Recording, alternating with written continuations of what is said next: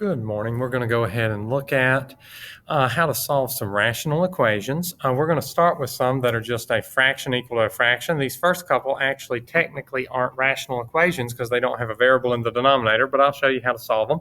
If I have a fraction equal to a fraction, I can cross multiply them. So I can do a 5 times x minus 5, and then I do a 15 times 4. You only want to cross multiply in the situation where you have one fraction equal to one fraction, which is exactly what we had here. At this point, we just simplify. So you have a 5x minus 25 equals 60. You need to isolate the x, so you would add 25 to both sides. So after you add 25 to both sides, it would cancel the 25 there, and you would be left with an 85 on this side. And then for your final step, to get rid of the 5 in front, you would divide by 5. So after you cross multiply and simplify, you had a pretty basic linear equation that you hopefully were able to solve without too much trouble. Now do notice if I plugged a 17 back into my original equation, 17 minus 5 would have been 12 over 15. And 12 over 15 would have reduced by dividing by 3 to 4/5. So that is a way you can check and make sure your answer is correct. I'll leave you to try number 2 on your own. Number 3, you might want to pause your video and see if you can work through 2 and 3 correctly. Okay, 2, you should have had x equals 4. On 3, remember that's a 4 over 1. If you rewrite it as 4 over 1, you have a fraction equal to a fraction at this point. It's pretty straightforward. You have a 5x, and then I have a 4x minus 4 because I have to multiply the 4 by the entire x minus 1. And then that gives me an x is negative 4. For the last one, I do have the need to cross multiply again. When I cross multiply, I have an x plus 3 times x plus 7. On one side.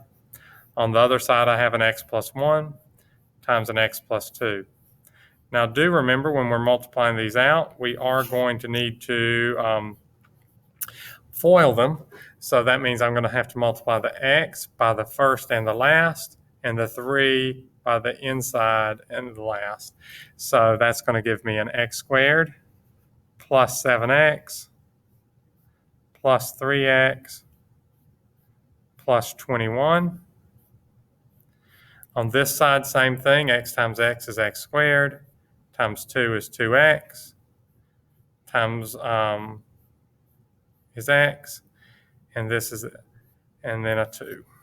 When I do 1 times x is 1x, 1 times 2 is 2.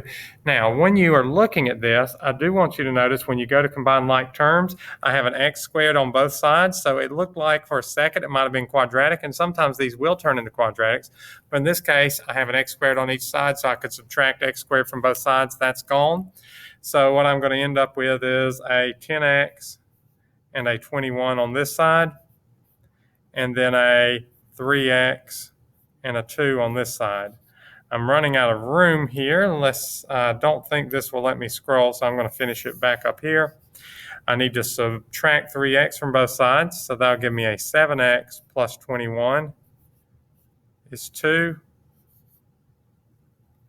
Then I need to subtract 21, so 7x equals negative 19. And then when I finish it out, I'm going to divide by 7. So I get a negative 19 over 7.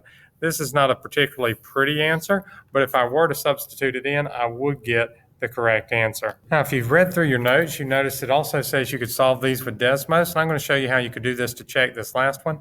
What I could do to solve it in Desmos is I would just subtract so that both equations were on the same side. So I have the equation that was on the left, the fraction that was on the left minus the fraction that's on the right. And when I subtract, I'm looking for x-intercepts. The x-intercept I see is negative 2.7.